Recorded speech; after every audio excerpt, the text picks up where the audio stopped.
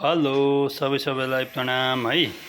म आज फेरि हजुरहरूमाझ एउटा छोटो भिडियो लिएर उपस्थित भएको छु र यो चाहिँ के भने यो मैले देख्नुहुँदैछ हजुरहरूले यहाँ मैले फेरि माटो थुपारेको छु र यो नभन्नु होला यसले माटो कतिपल्ट देखाउँदो रहेछ भनेर।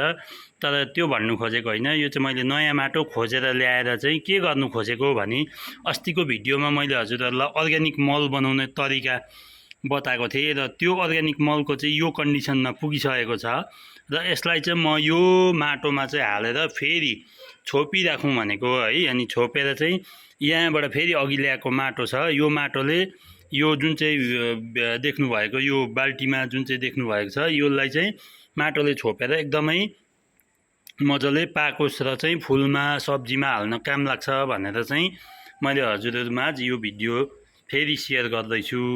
हजुरहरूलाई कस्तो लाग्छ, मन परे लाइक सेयर कमेन्ट गरिदिनु होला है त। हवस् त, राधे राधे।